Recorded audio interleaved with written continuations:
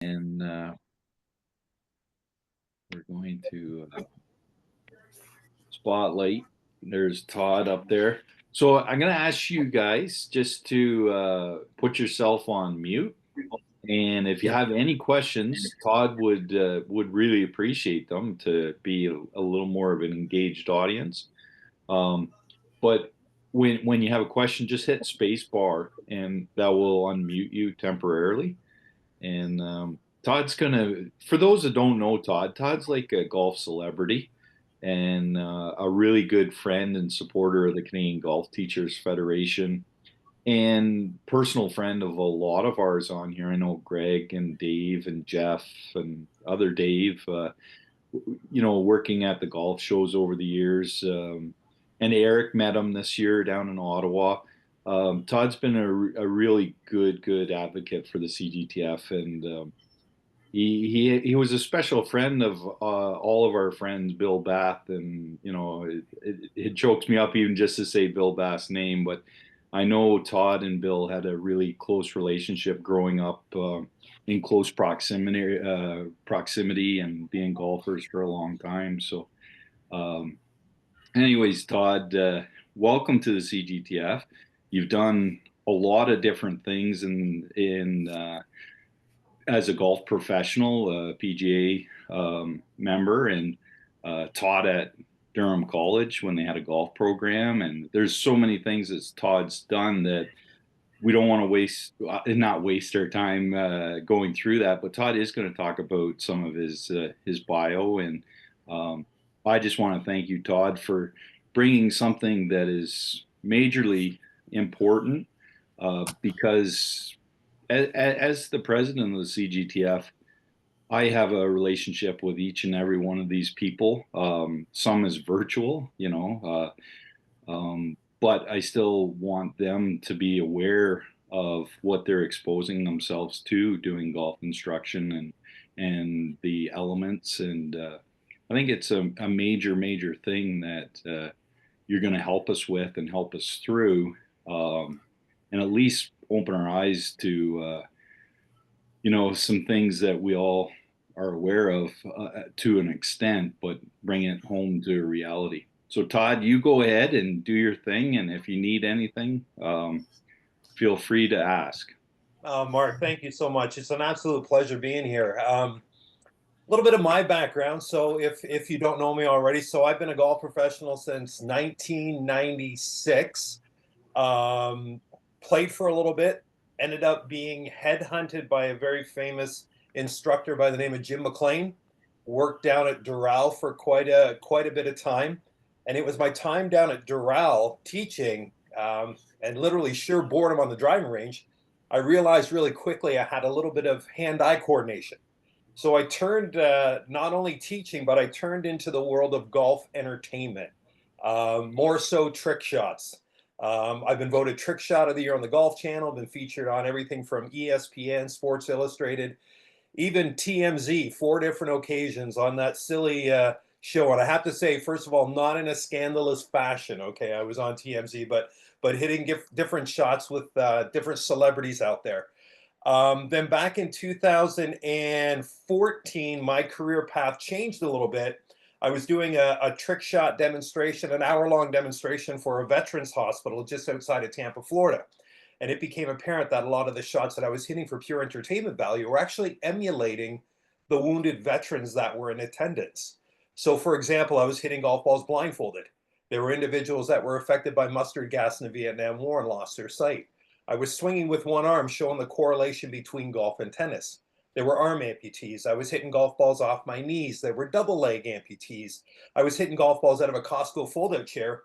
There were individuals that were in a wheelchair situation. So it immediately turned the light bulb on to me that this wasn't so much of an entertaining show to these individuals, but it was more inspiring because I was showing these individuals that suffered some horrific injuries in the theater of war, that, you know what, maybe you can't play the game of golf the way that you used to, but we're going to figure out an adaptive way to play the game of golf. So I came back up to Canada, started an adaptive golf program that's taken off nationally. Then from there, literally just 10 minutes ago, I booked my flights. I'm heading to Just signed a contract with the U.S. Marine Corps, so I'll be down in San Diego next month with at Miramar, where they filmed Top Gun, and I'll be at another place called Paris Island, South Carolina, in April, working with some American wounded veterans, trying to reintroduce them back to the game of golf. So that's kind of the Cole's notes of what I do. But unfortunately, with all the time not spent in a pro shop like a lot of professionals out there, but more so like yourselves, being on the range and such, I spent a considerable amount of time out in the sun and still do. So what I want to talk to you today, we've got a sun protection seminar. So basically what I want to do is I would love the opportunity of spreading a little bit of a message out there, but providing you with some tools, some things that you haven't really thought about. To me, skin cancer was something that I heard of, but I knew it wasn't going to happen to me because I was invincible, like we all think we are. But unfortunately, it caught up to me. So let's get into this talk now. So what I want to do right now, first of all, I'm not a medical professional, okay? What you'll hear from this course is based on hundreds of hours of self-education in this field. And I'm basically right now, I've been leaned on to help raise awareness in the golf industry. I spoke at the PGA show down in Orlando in January, where I was a keynote speaker. I've been featured in Score Golf magazine. Rick Young wrote an incredible article last year on my story with the Golf Business Journal, which is an NCGOA, National Golf Course Owners Association magazine. So right now I'm the kind of throwing it out there as the voice of the golf industry, because the golf industry really doesn't want to hear about this. I've even heard from some very, very high ranking individuals in the Canadian golf industry that have told me personally that, quite frankly, Todd, we appreciate what you're doing, but it doesn't sell our profession, which is a little bit of a sad statement. So when Mark and I talked about this, I'm like, you know what? Mark was open about it, and I said, thank you. You guys are doing something that no other association has done right now, and it's educating their members about UV and especially skin cancer. So what I want to talk to you about is, what is the one thing that instills fear in every golfer worldwide? That's a very loose question, but some of the things that I've heard in the past, is it a shank? Oh, hello. Guys. Yeah. Uh-huh. That cut hosel. Yep. Wow. Right away. Or how about this? Is it a yip? Way back, and he completely it's like he almost missed that. Wow. Is that? I've never seen anything like that. Or could it be the water hazard? I'll tell you what, this ball has just come out low and it's squeezed, and is it enough? He's yelling for it to go, and it does need to. And that's in the water as well. Ladies and gentlemen, the one thing that I honestly feel that instills fear in golfers worldwide is something a little bit more electrifying. Ever since I've been young, ever since y'all been young, this is the one thing that the golf industry has been incredible with, is educating us about lightning. Everywhere around the world, whether I'm doing events in Korea, whether I'm doing events in the UK, down in the Caribbean, the second you hear thunder, you immediately start getting nervous and figuring out what to do next. So what I want to talk to you about is a little bit of stats from Environment Canada. So they say there averages 4 million lightning strikes a year. So with that, there's probably on average 3 fatalities a year. And 150 people are injured by lightning, whether that's a direct hit or whether that's coming up through the ground. So the odds of being injured by a lightning strike any given year are 1 in 274,000. They say it's higher than that, but that's, I'm just doing the math from the numbers that Environment Canada gave me. Todd, So the odds of getting injured on the golf course, it's really slim to none. And that's, I think, due to what the golf industry has done for us as golfers. We have weather monitoring apps. We have lightning alarms, suspension of play, lightning policies that are out there, designated shelter areas, rule enforcements, lightning safety training, and big thing, education and awareness. And we all have come into those at least once to 10 times a year on a minimum, that these things come into play. And that's why the golf industry has done such a great job of preventing golfers from being injured on the golf course due to electricity. Now, we have Golf Canada. So they put some great stats out there. They say that golf prevents and treats 40 major chronic illnesses and diseases, including diabetes, stroke, heart attacks, breast and colon cancer, depression, dementia. So they've even figured out that cholesterol and blood pressure is reduced. Now, I know some of us in the room, and I've seen some of you hit balls, and I'm sure that blood pressure goes up actually then down when y'all are playing golf. This is a really weird stat, and I have no idea how they come up with this, but they say that golfers live in 5 years longer than a non-golfer. So what I have a hard time with is that the golf industry basically prescribes that golf is it's a miracle cure. But what they fail to mention is that pesky little thing that comes from spending time under the sun. Now we're going to get into some stats with skin cancer. So in Canada, skin cancer is the most common form of cancer out there. There's approximately 90,000 cases of skin cancer in Canada every single year. Down in the US, you're looking at almost 4 million. So with that, more new cases than all other cancers combined. And you can think of, some of the cancers that are on the top of your head: colon cancer, breast cancer, lung cancer, leukemia. There's more new cases each year of skin cancer than all other cancers combined. So, and it accounts for approximately 80% of all newly diagnosed cancers. So again, in Canada, 90,000 people will be diagnosed with skin cancer each year. So if we do some stats with golf, sun exposure is believed to cause 90% of all skin cancer. So you have 90,000 people. The sun is believed to cause 90% of skin cancer.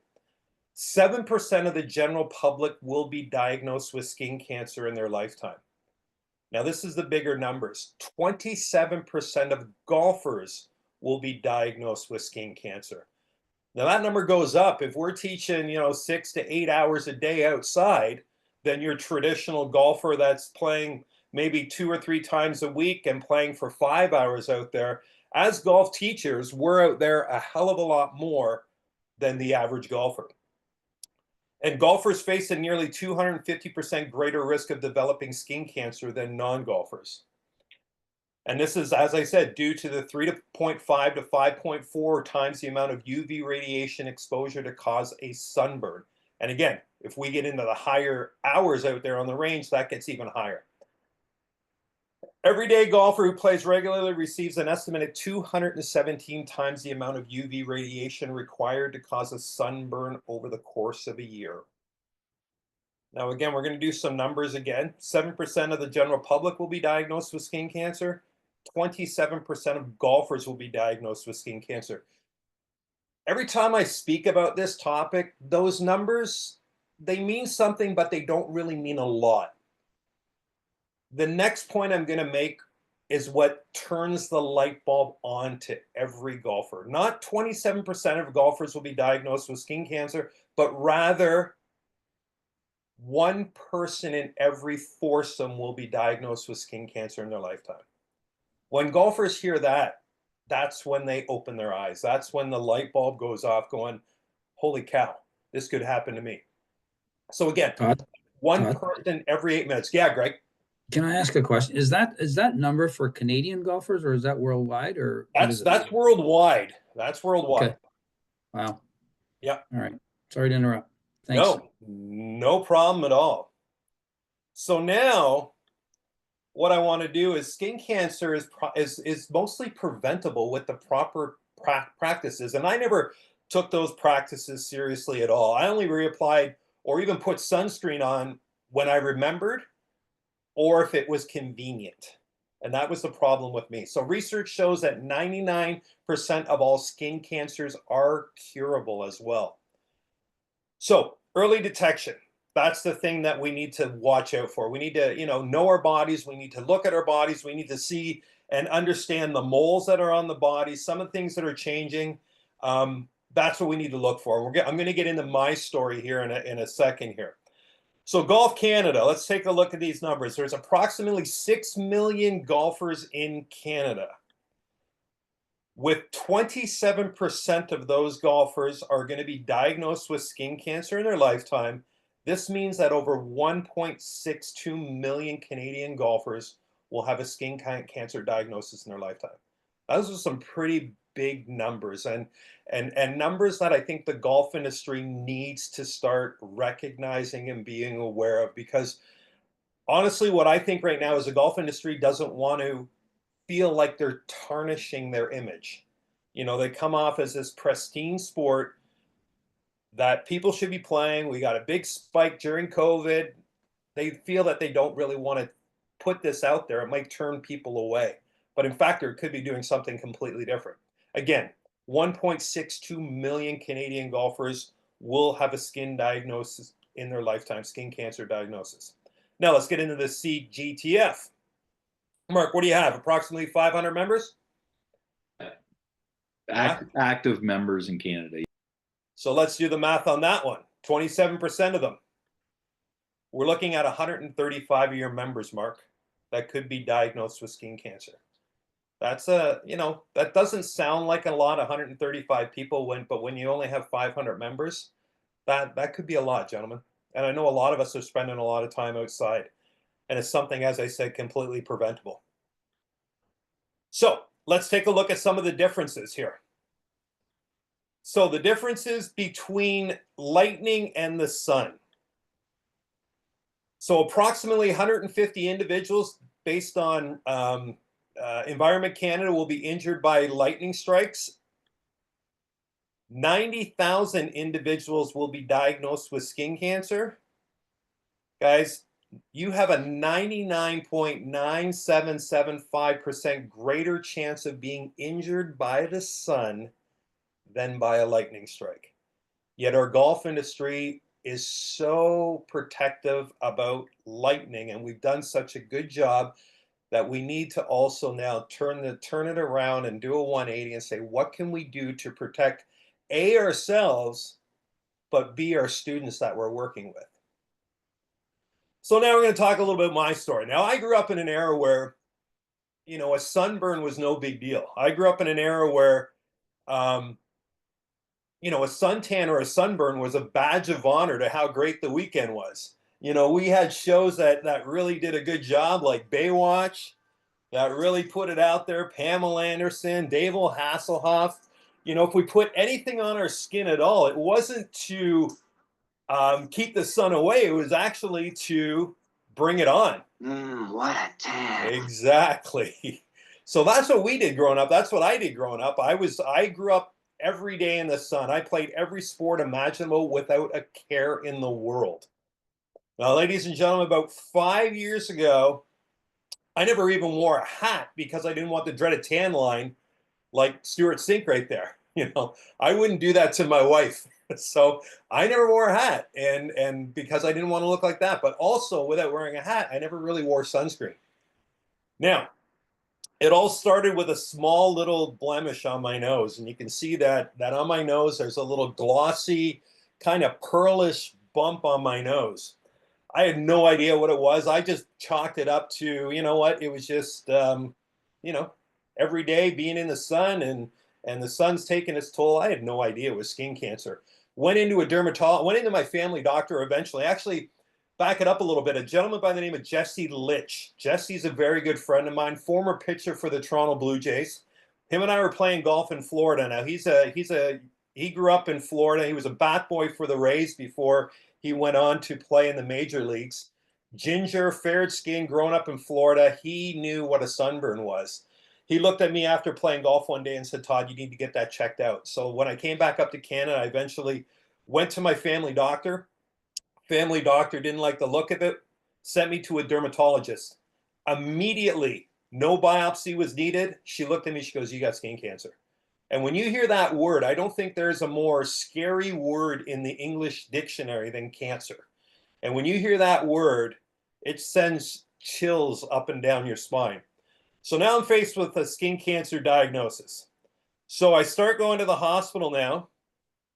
This was before my surgery. So what they were going to do, they're going to do something called Mohs surgery. And Mohs surgery is, you can see that circle on my nose. That's where the cancer was. They were going to cut all of that out. Now, and I'll talk to you. Now, I'm going to get into a couple of interesting slides coming up. There is an incredible woman out there. She's a doctor, she's a surgeon, and she teaches her child about a ton of different surgeries using Play-Doh and plasticine. So what you're going to see right now is the surgery that was performed on me with plasticine. So it's a little bit graphic when you look at it with plasticine, but we're not going to get into I got the pictures, and I'm not going to show you the blood and gore and everything like that. But this is what they did to me. It started off with Mohs surgery. And with Mohs surgery, what they did was they cut around my nose, that cancerous hole that was around my nose that they dotted out. Now with Mohs surgery, they remove the cancer, or try to remove the cancer, all in one take. Then they take the cancer, they put it under a microscope. Then from there, what they're looking for is they're looking for that circle of skin if it has clean borders. So if it's cancer-free around the edges, you're clear of cancer. Unfortunately, though, they had to do 4 rounds of that on me. And I was awake throughout the whole procedure. It was nasty, it smelled, it was just gross. The pulling, the cutting, you hear everything under local anesthetic. So now, though, I'm left with this cavernous hole in my nose. I was 2 millimeters away by the time they got all the cancer out, 2 millimeters away from losing all the structural integrity of my nose and having to wear a prosthetic nose. Now, I can't imagine wearing a prosthetic nose teaching golf in the middle of July and August. I have no idea how I would have done that. So thankfully, though, I still had a little bit of integrity there in my nose. So from there, what they did was they took a template from my nose. They then took that template and they put it on my forehead. Then what they had to do was something called a pyramidian forehead flap. And a pyramidian forehead flap is where they cut from my left eyebrow all the way up to my forehead, back down around that template to my right eyebrow. Then they took that skin that was still attached, they peeled it down, inverted it 180 degrees, and they sewed it to my nose. So that was the pyramidian forehead. Look at Mark. Mark's got a pretty cringy look on his face right there. So ladies and gentlemen, that's what they had to do to me. They did a pyramidian forehead flap. And the reason why they did that is they wanted live and living skin with a constant blood flow going to my nose. If they would have taken skin from another part of my body, it would have been dead for that couple of seconds or minutes, and hopefully it would have retook again when they put it on my nose. That's a pyramidian forehead flap. Now, the unfortunate thing is I have this huge gaping wound in my forehead. So what they had to do then is they had to close that thing up and sewed it tight. So it literally felt like I was wearing a baseball hat that was 5 sizes too small. You can still see the scar right up here if you can see me in the screen right there. There's still a scar going all the way up and down the forehead. Now, for 2 months, I had to live with this flap, bridge of skin. Now we're going to see a couple of interesting pictures. Mark, you're not going to get squeamish on me, I hope. This is what I look like immediately after surgery. There you go right there. Now, ladies and gentlemen, there's 3 types of skin cancer. There is basal cell carcinoma, squamous cell. There's more than 3, pardon me, but the 3 main ones are basal cell carcinoma, which is the less intrusive. Then you have squamous cell carcinoma, and then you have melanoma. Now, melanoma is the deadliest form of skin cancer. Ladies and gentlemen, all of this was because of basal cell carcinoma, the mildest form of skin cancer. So now for 2 months, that's what I had to look like. There's that piece of skin hanging down off my nose. So that what you're seeing with my nose, that used to be my forehead. So I would rub ointment on the bottom of my nose and I'd feel it on the top of my forehead because all the nerve endings and everything were still attached. Now, I'm showing you this and I'm telling you this because I want to shock you. You need to see this to understand how serious skin cancer is. And here I am. I was traveling the world raising millions of dollars for charity. I had no idea what was going on. That's what I looked like for 2.5 months. So we're out of the pictures now. Mark, you're good now. Okay, buddy. So Golf Digest has known about this. They've written articles about this. And what we need to do, if you take a look, this is what a baseball hat does. You know, this is John Rahm. Take a look. Baseball hat's phenomenal for covering the top of your head and your forehead. But look at the color on his nose. Look at the color on his cheeks. Look at the color on his ears. Look at the color on the back of his neck. You know, we can get into the same picture with Phil Mickelson. You know, look at how red that face is. So does a baseball hat do anything? Yeah, you know what? It does cover the top of your head, but it doesn't really do much to your face. And we got Patrick Reed right there too. Gilles got a question there. Yeah, Gilles, what do you got, buddy? Yeah, I tried to show you. My mother had the same thing as you. Here's the big. I don't know if you see the big hole. Oh, I can see that. In the nose. There was, since that time I wear hat all the time, but I don't put cream. But I believe you, it's a big problem. Sorry. It is. So no, Gilles, that's awesome. So, you know, it's not just me that's going through it. I went through Gilles' mom. You know, I don't want to ask a question, but I'm sure some of us in this chat has been affected by skin cancer. Gilles, not personally, but I'm sure maybe one of you, two of you have had a few cut out in your day. As we get older, we tend to get more skin, or we tend to get, because it's cumulative. It's something that doesn't happen overnight. It's a buildup of time. You know, I probably sealed my fate by the time I was 25 years old. And it just got worse and worse and worse because I was spending so much time in the sun. I mean, I grew up playing baseball, football, hockey, rugby, you name it, and golf. Everything was under the sun.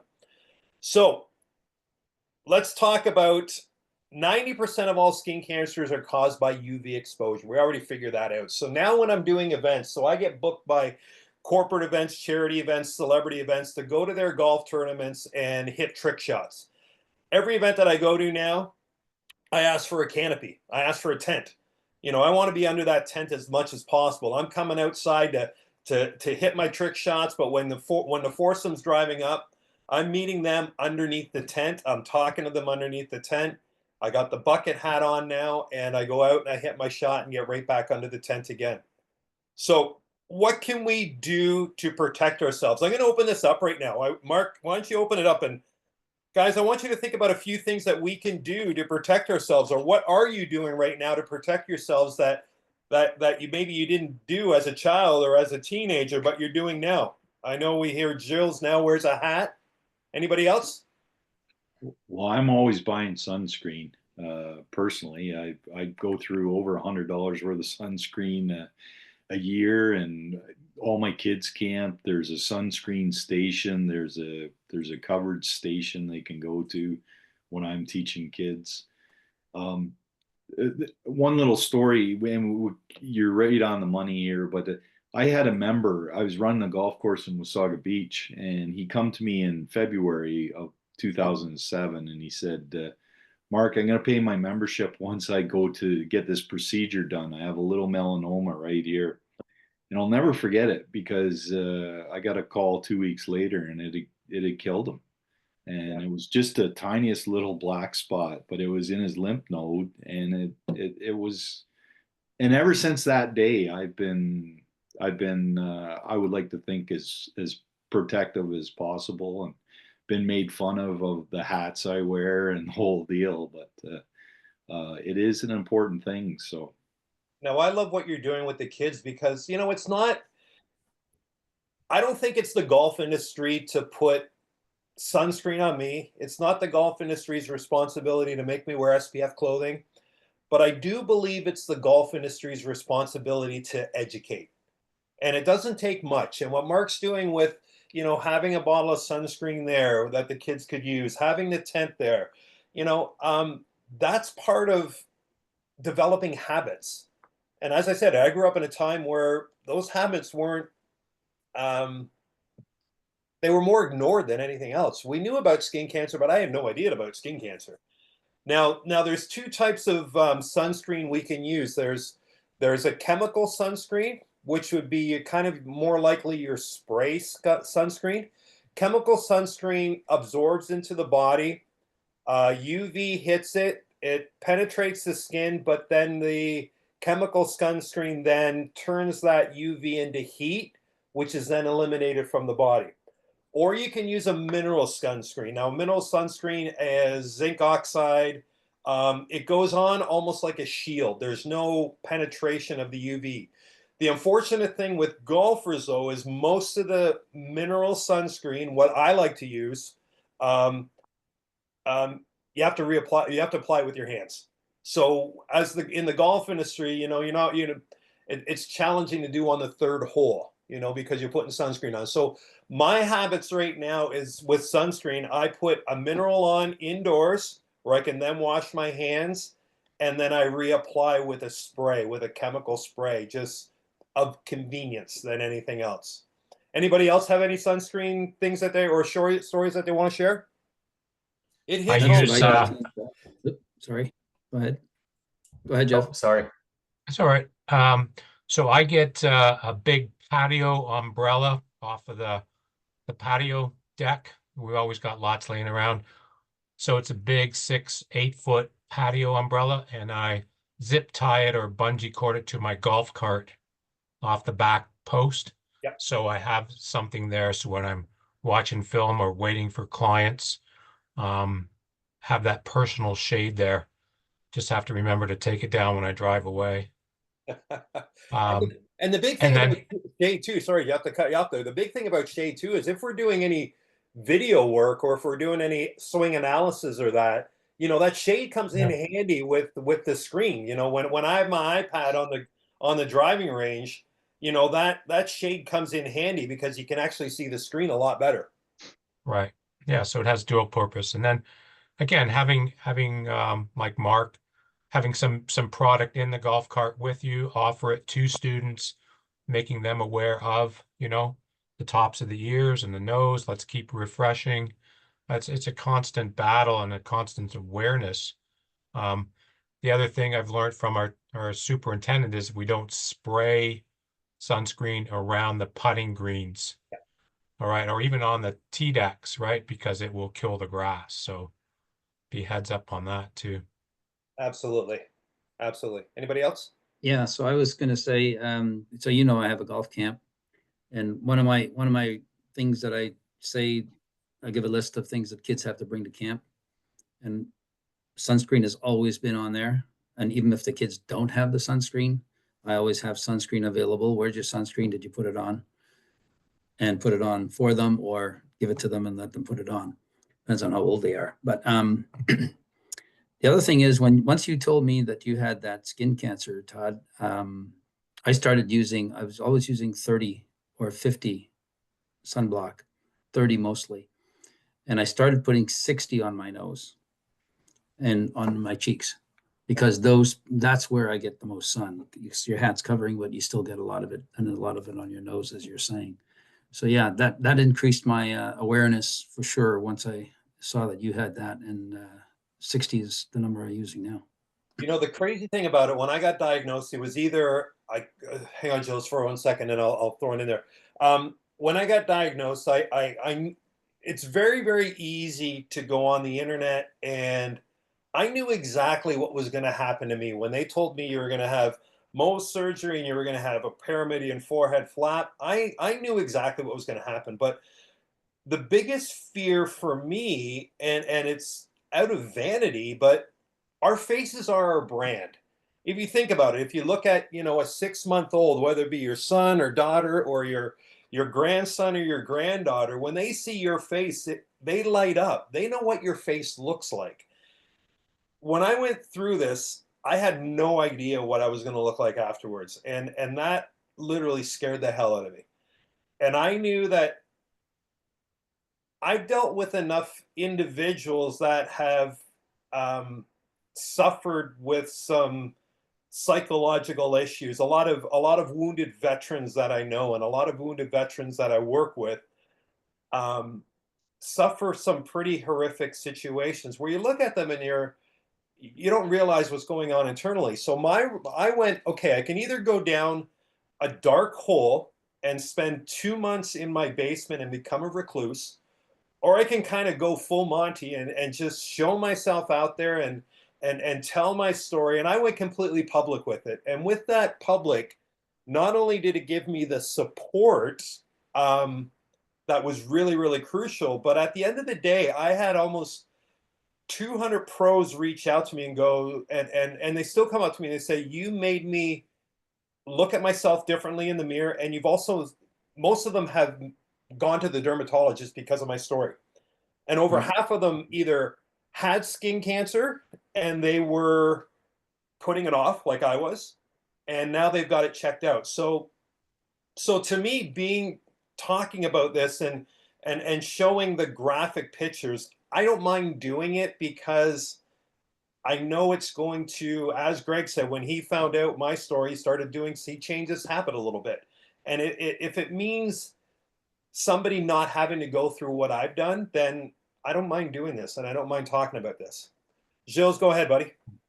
Yeah, when I met the dermatologist, he said that the cancer is the most popular is the skin cancer.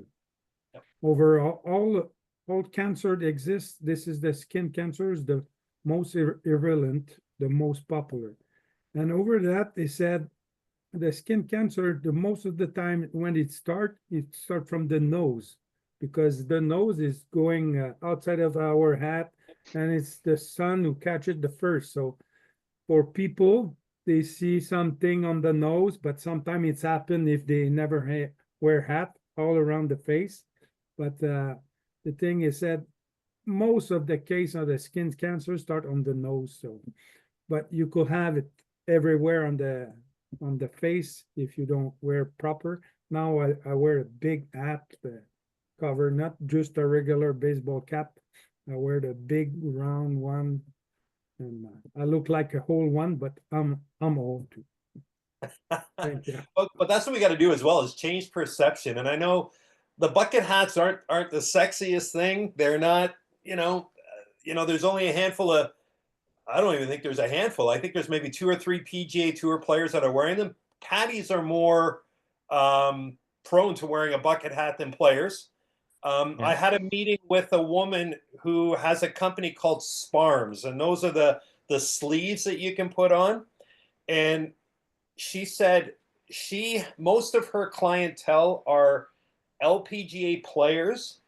She probably has 75% of the LPGA players that are wearing these ones, and only 5 or 6 of the PGA players. So it's more of a male ego thing than anything else. And it's, it's what prevented me from going to the dermatologist earlier, was the fact that nothing's going to happen to me. We're invincible, right? So next question or next story. Hi, Todd. It's Eric. Can you hear me? Yes. Oh, okay. All right. My mic didn't seem to work well. Yeah. Yeah, no, pretty much. I think the guys did say a couple of things I was going to say too, but yeah, we always tell clients, like, bring your clubs, bring your shoes, but also bring some sunblocks, because we never know. We have cover, but it's, when we are multiple teachers, we want to give ourselves some room. So we may not be undercover. I've even had an extra cover for clients, because sometimes they say, "Oh, I'm not going to go practice today because there's only just one spot." So we added another one. So that's a good thing. And we're talking about FPS clothings, hats. I mean, spend an $20 on a good, decent hat. Those are going to protect you. And also sleeves. I mean, I have sleeves for winter golf. If we can call it this way, but I wear them like when it's really hot, when the sun is just blasting off. I mean, that's going to help as well. You know, the crazy thing about sleeves is they're actually cooler, in my opinion, and a lot of people that are selling them. Sleeves are actually cooler on your body than wearing just a regular t-shirt or a golf shirt. Having those, Yeah, it will. Yeah. Yeah, it's like you know, the football players when they wear the, you know, what you call in their face, Yep. it will just pretty much bounces. It will bounce. It would just bounce off, right? And you can buy those. I know they have sleeves for like surfers. I think those are probably the slimmest that you can buy, and those will do what you actually. Yeah, that's a pretty good point. No, that's awesome. Good stuff. Look at, oh, David's bought some. I'm telling you, he's prepared. It snowed this morning, and he's still got the sunscreen out. And actually, let's talk about that as well too. Most people think SPF and UV protection is only a summertime thing. Reflection. The snow actually reflects 80% of UV rays. So not only are you being hit from the top, but you're getting hit from the bottom. And the story I have, one of my good friends is a gentleman by the name of Mike Zigomantis. Now, Mike Zigomantis played in the NHL. He had a stint with the Toronto Maple Leafs, and he was an announcer on Toronto sports radio show. But Mike now does a lot of adventure stuff, and he climbs mountains, and guy's in incredible shape. But 2 years ago, he told me the story after he saw what I did. He was hiking, climbing a mountain. It was snowy, snow mountain. He had a hat on. He had the UV sunglasses on. He actually even had a piece of fabric. They call them a nose patch that attached to his sunglasses that covered his nose. The next morning after his hike, the roof of his mouth had severe sunburn, as well as the inside of his nostrils. And it was because the snow was bound. He was a mouth breather. You know, he was getting tired, so he was breathing with an open mouth. The sun was reflecting from the snow, bouncing up and hitting the inside of his mouth, as well as the inside of his nostrils. He had like second-degree burns on the inside of his nostrils and the roof of his mouth. So the snow reflects water. If you're in a bunker too long, or if you're teaching, if you're doing an hour lesson out of a bunker, you're getting it from the bottom up as well too. Not as much as snow. Your bunkers, you're probably looking at about 20 to 25% reflective surface. So it's bouncing not only from the top down, but from the bottom up too. So David, you had the sunscreen out. It's not winter. We got spring now, but snowed this morning. But yeah, I wear sunscreen all the time. I actually keep a bottle of sunscreen by my toothpaste. And the reason why I do that, because it still is not a habit for me to put sunscreen on. But I know when I'm brushing my teeth, I look and I see the sunscreen, and I apply it every single day and multiple times a day. Yeah, Todd, is there any better products that you can recommend that we just buy off the shelf here? You know what? That's a tough question. And I always say the best sunscreen is the one that you actually use. That's what it is. You know, you had 2 bottles there. You had 2 bottles that are a chemical sunscreen. Convenience is awesome with those. The big thing though is reapplying, and you've got to reapply. And people think, is that a bottle of mosquito repellent? Yeah. What happens when you mix it? I have no idea. I haven't tried. Okay. But I will do a little bit of research on that one, because that's a good question. Apparently, there is one product on the market that has sunscreen and mosquito repellent in it I've at seen the that same as well. time. I don't So know what it I is, met but- I met a really great company down at the PGA show, and they're called Oren Alps. They have a really good product. Again, there's a ton of really good products out there. Just find something that works for you, and find something that you're going to apply and you're going to reapply. Any other questions, Mark? So when you say reapply, like, are we doing this every lesson, every hour, or is this every other lesson, or what would you recommend? They say every 2 hours, but if you're sweating a lot, if you're coming out of the pool, but on the lesson tee, if you're sweating a lot, I would say every hour. Better to be safe than sorry. But they say every 2 hours. Now, the tough thing about sunscreen as well, too, if it's in direct sunlight, it could heat up the bottle and lose the integrity of the SPF.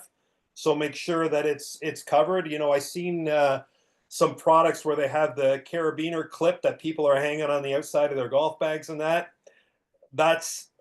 it's compromising the value of the sunscreen. It's compromising the SPF qualities on the sunscreen when it's sitting out.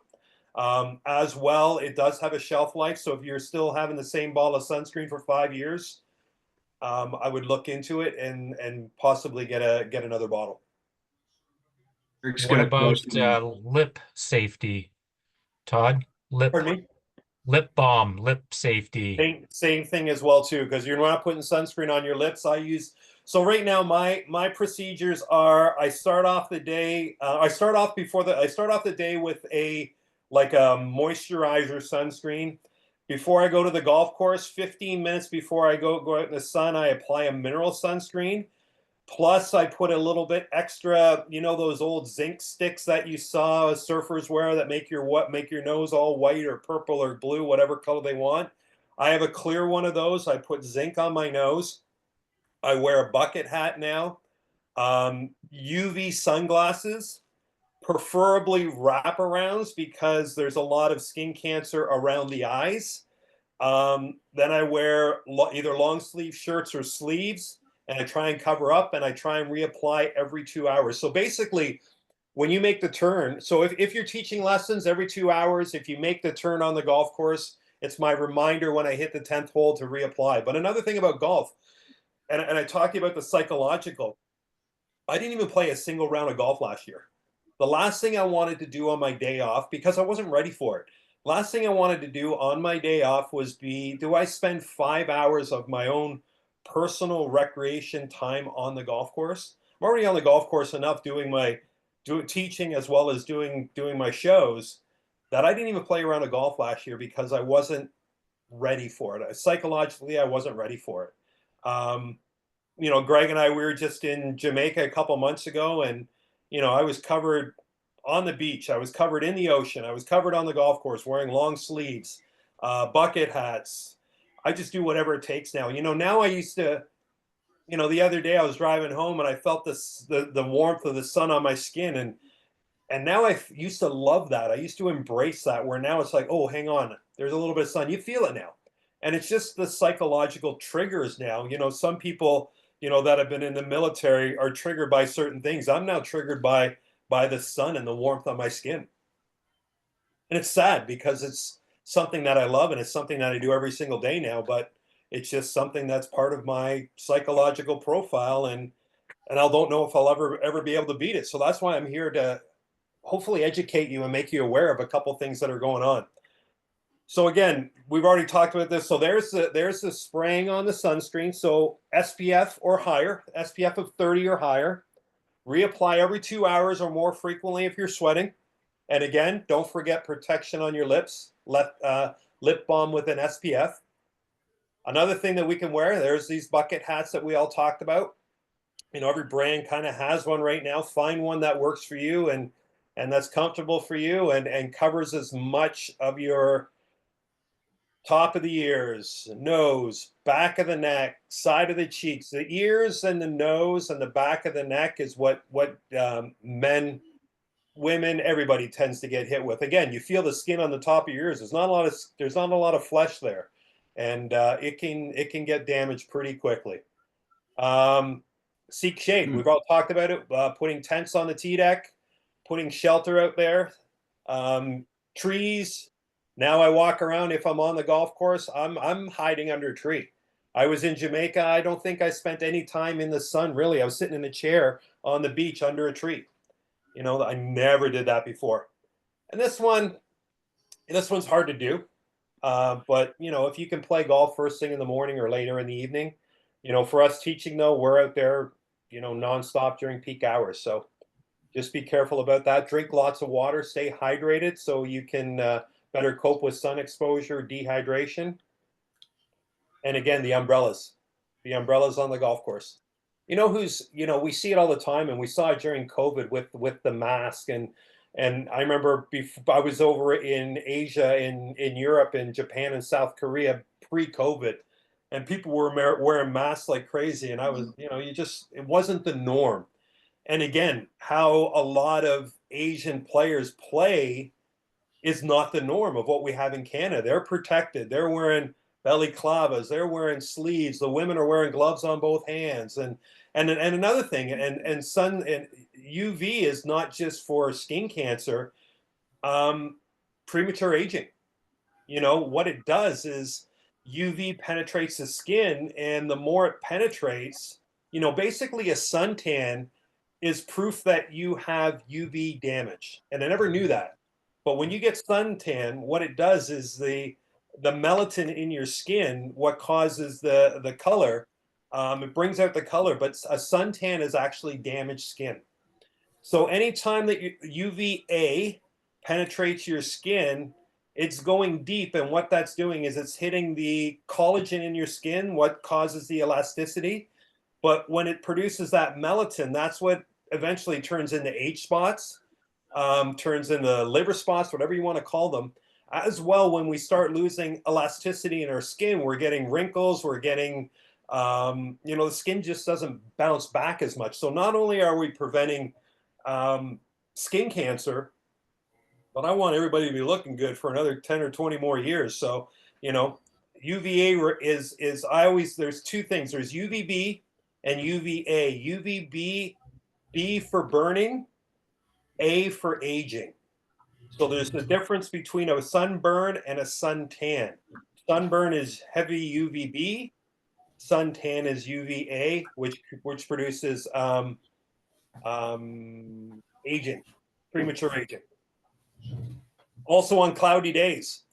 So the PGA show demo day, if you've never been to the PGA show, I don't know if you've been down there, but there's a demo day where Orange County National is a 360-degree driving range.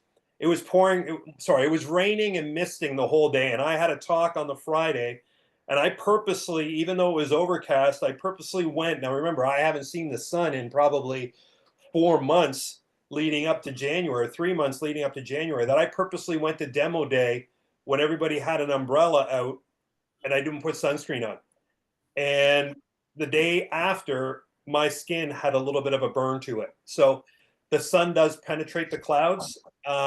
They say cloud cover, like this cloud cover right here, 30% of UV still penetrates the cloud, even on a cloudy day, a rainy day. You're getting UV every day of the week out there.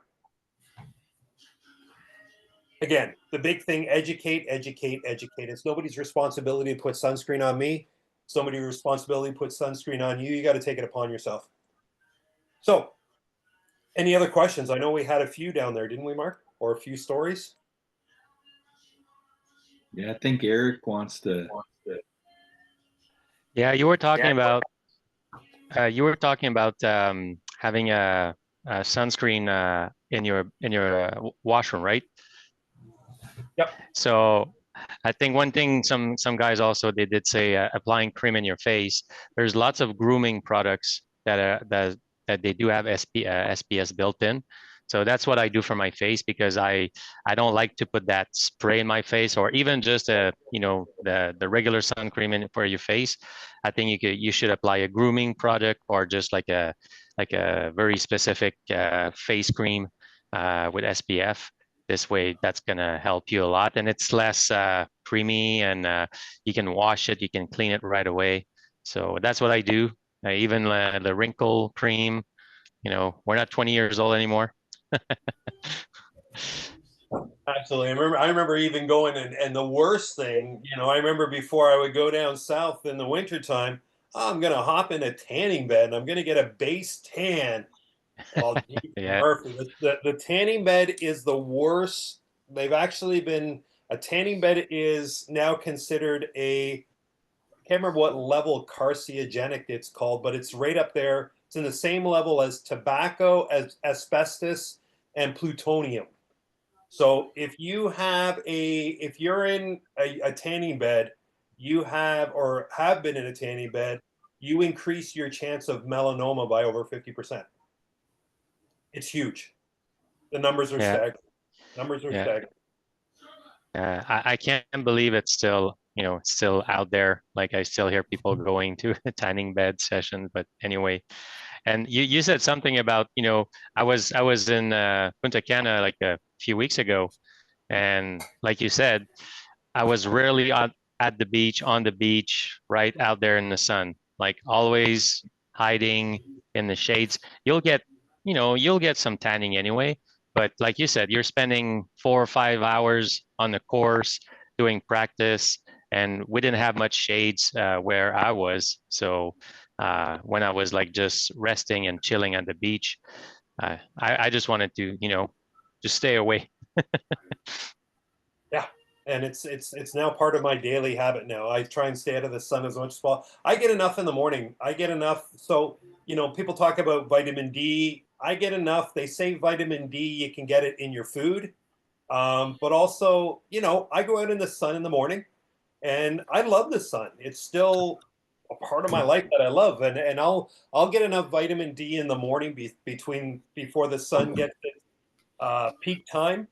But the second, I'm covered up when 9 o'clock onwards. But you can get enough UV in the morning or in the evening.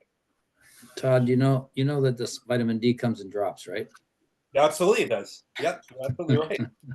You don't need to be out in the sun Just in anymore. case you're scared of the sun. Yeah, people use that as an excuse. I'm going to spend the afternoon in the sun because I want my vitamin D. Or the big thing that's happening now on the internet is they're saying that sunscreen causes cancer.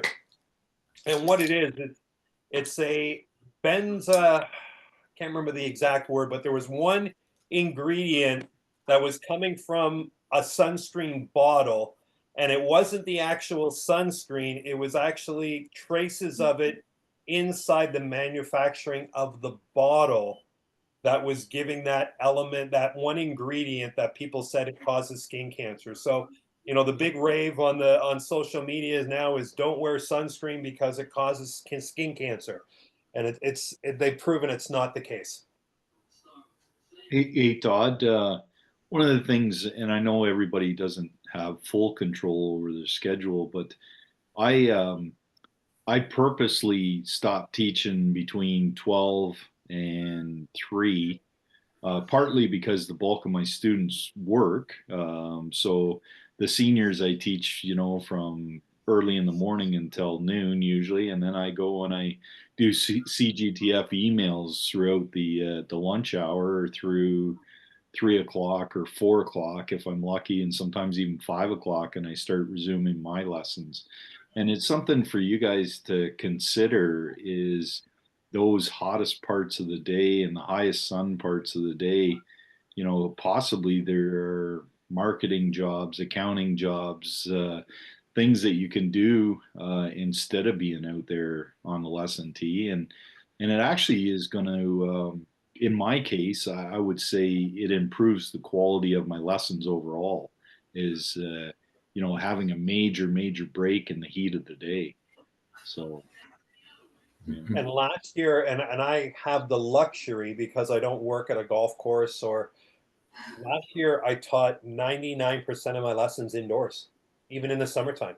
The launch monitors, the numbers are so good. If you don't have your own portable launch monitor, the launch monitors are so good. Yeah, people want to see ball flight, but I think there's a big, I would prefer to teach them on how to use the data properly. And I did a lot of lessons indoors last year, and I'm gonna still carry that on and teach at a bunch of indoor facilities where it's convenient for people, but it also gets both teacher and student out of the sun.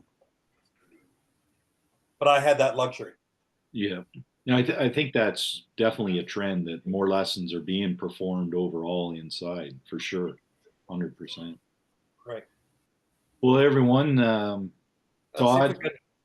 See if I got any more. Hang on, I might have. Yeah, there we go. There's the Score Golf magazine. There Nice. is the Golf Business Canada. Yep. And there is the PGA Show. Yeah.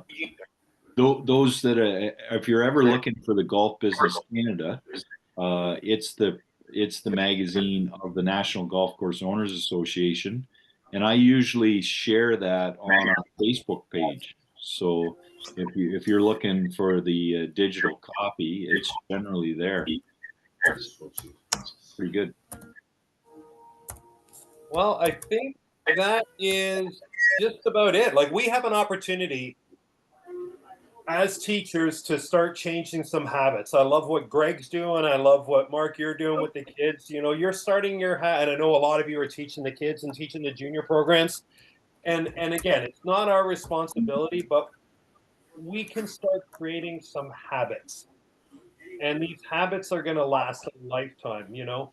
But I believe so. I have a couple of training seminars. One is with like I have them here. I have a sun safety training for golf courses, for greenskeepers, for employees. I have another one. I'm going to be speaking at a bunch of private clubs. I spoke at the NGC, the National Golf Course Owners Association spring meeting in Southern Ontario. I've got a couple private golf courses that have asked me to reach out to speak to their members. As well, I have a junior tour. One of the junior tours that's out in Brockville has reached out to me to talk to their kids. So, but this is all my social media stuff. This is my telephone number, my website. If anybody has any questions at all, please feel free to reach out. You know, I'll spend as much time as I can, you know, answering any questions. And as I said, I don't want you guys to go through what I went through. And if those pictures made an impact, good. If those pictures maybe made you cringe a little bit, good. Because what Rick Young told me when he wrote that Score Golf magazine, he said, Todd, I don't want to sugarcoat anything. I want to shock people, because shocking people is the only way that people are going to change their habits. So there you go. Yeah. Hey, Todd, thanks so much for basically giving us an education. That's what we try to do at the continuing education seminars that we put on sessions. And you've been dynamite. I think that every one of us will go into the golf season in the next month with a little different awareness and hopefully some different habits, right? Just can't thank you enough. I have one question, and is say you got hit by lightning in 1997, are you exempt from skin cancer? Okay. Is that what the hell happened to you? Yeah. Yep, That's how 1997. he lost all his hair. It was actually, sorry, it was 1996. I was playing in a charity golf tournament. I was struck by lightning way Oh, back then. okay. Yep. I don't even want to know. It was on CBC News. Yep. I've been close to it where the hairs on my arms have stood up, and that's the closest I've ever want to been. Also, everyone, Melanoma Canada and I were working on putting together a very, very in-depth education. It's going to be an online education piece. That should be rolling out in another probably month or a month and a half. So I'll share that with Mark. It's very in-depth, and it talks about everything from the UV you can get in your car, the UV you can get sitting by a window, the UV you can get at higher altitudes. I know, you know, a lot of your members are in BC or in Quebec and a little bit higher altitudes. We get into everything like that, and it creates an incredible education piece. We also get in depth with more about sunscreen and different types of sunscreen. We get into really everything, and I put the program together based on what I wish I would have known. And, you know, we're all ignorant to it. We all know about sunscreen, but we don't know about we all know about skin cancer, but we don't know about skin cancer. And I tried with this program that I've written now, it's in the editing process. So it should be ready, as I said, ready in about a month or so. But it dives into everything. And when you get that course and when you leave that golf course, you're fully ready. And as I said before, guys, I just hope that the talk that happened right now just makes you think a little bit and makes you think about maybe of doing something different in this upcoming year and for years to come. And it's just protecting yourself. I want I don't want anybody to go through what I did. So if I can help anybody out, please feel free to reach out at any time. Thanks, Todd. You're a friend of the CGTF, and now you're a champion of the CGTF. We appreciate your time and your sincerity, and it was great. You did a great job. Well, thanks so much, everyone. Please Thanks, reach out Todd. if you need anything. All right. Thank you. Bye now. Keep doing, bud. Thanks, Todd. Thanks, Take care. Todd. Hey, everybody. All right, everyone. We'll see you next week. Hope you guys enjoyed that. I thought Todd did an amazing job, and it was really, really good information. So, Yep. how's everybody doing? A1. It's Monday. It's Yeah, Monday. it's Monday. Golf Temporary season's greens around the in corner. Calgary. Yeah. Yeah, Temporary greens in Calgary. We're doing pretty good. yeah, no kidding, eh, Bob? Wasn't there a golf show in Alberta last week? It was yesterday. Yeah. Yeah. Yeah. The weekend. I saw some stuff on social media. Yeah. It's changed quite a bit post-COVID, I found. It became much more of a kind of a sell your old clubs and clothes show. Really? They used to have tremendous sponsorships from the courses, sort of the mountain courses, the BC courses.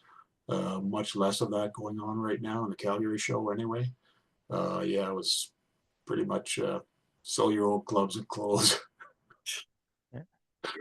Oh well. Yeah. But All no, right. it's No we're tariffs definitely, on that stuff yet, right? So, yeah, great weather here. Really, really looking forward to an early season this year. It's gonna be good. Sounds like it's great everywhere but Ontario. Might be.